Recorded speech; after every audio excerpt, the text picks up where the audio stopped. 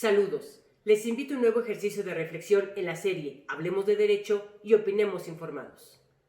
En el transcurso de los últimos días, desafortunadamente hemos sido testigos del fallido intento de las autoridades sanitarias del país para establecer medidas relacionadas con procesos que involucren la atención de la pandemia por COVID-19.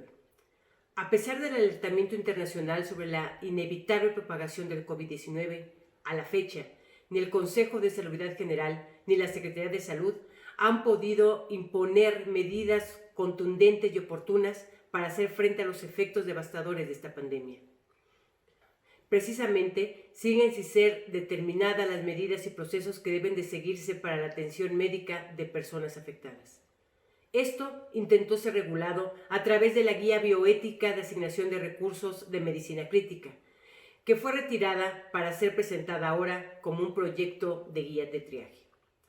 Precisamente, desde hace una semana comenzó a difundirse en la página oficial del Consejo de Salubridad General esta guía, que por su evidente falta de validez jurídica, al publicitarse sin que fuera votada por los miembros de este Consejo, fue cambiada de denominación y ahora es difundida como proyecto que busca su legitimación.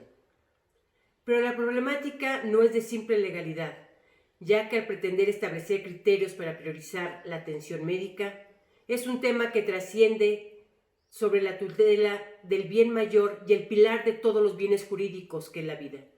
Estamos frente a un tema bioético, que sin duda debe de estar enmarcado dentro de los derechos fundamentales.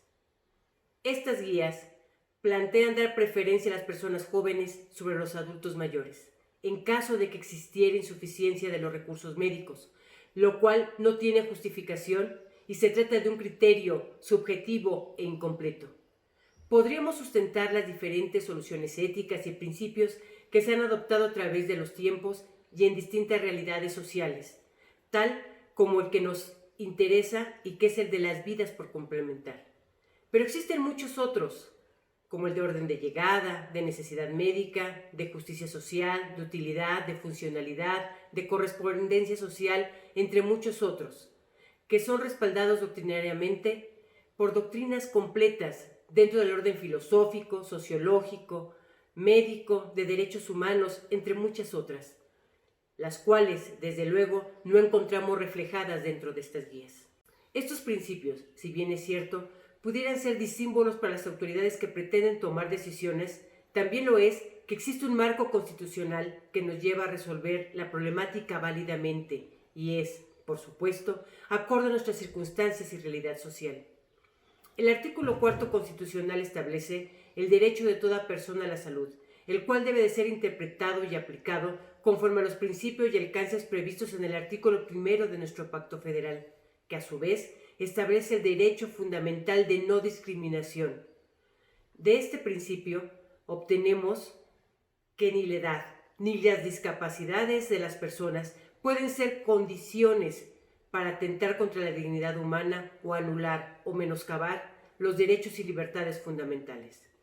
Por el contrario, conforme al mismo precepto, el Estado tiene la obligación de garantizar, proteger y permitir el ejercicio de los derechos humanos bajo los principios de universalidad, interdependencia, indivisibilidad y progresividad. Es así que la protección debe de darse en un plano de igualdad, de trato igual a los iguales y desigual a los desiguales, lo cual nos conduce a un grado de protección mayor hacia los grupos vulnerables, entre los que encontramos a nuestros adultos mayores. Cabe señalar que precisamente uno de los desafíos más importantes de la bioética se concentra en evitar afectaciones a los derechos y dignidad de las personas, sobre todo aquellas que se encuentran en un mayor grado de vulnerabilidad. Pero aún más, la Constitución establece el principio de universalidad que implica la protección hacia todas las personas y sin excepción, ante la cual las autoridades, en su conjunto, están obligadas a tomar todas las acciones necesarias y a utilizar todos los recursos con los que cuentan para satisfacer de forma completa las necesidades de salud pública de la población. Y ahí sí, priorizando esta necesidad e interés público sobre otras actividades, programas o actividades gubernamentales.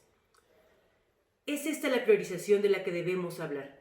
Primero está la vida, Ante situaciones excepcionales, las autoridades deben adoptar acciones excepcionales.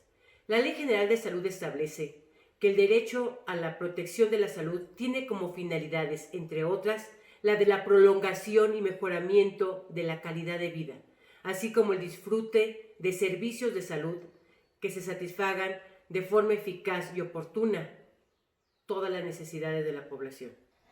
El mismo trato lo encontramos expresado y planteado dentro del Convenio sobre Derechos Humanos y Biomedicina, suscrito por diversos países desde 1997, y a pesar de que no ha sido ratificado por nuestro país, precisamente guarda compatibilidad con nuestro orden constitucional y legal, pues impone la obligación de atención universal sin criterios de distinción y en apoyo a los grupos vulnerables.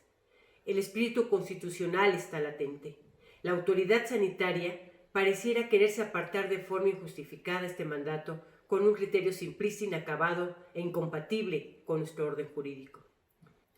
La orfandad legal de la guía bioética la hizo en principio indefendible, pero en el fondo es inaceptable.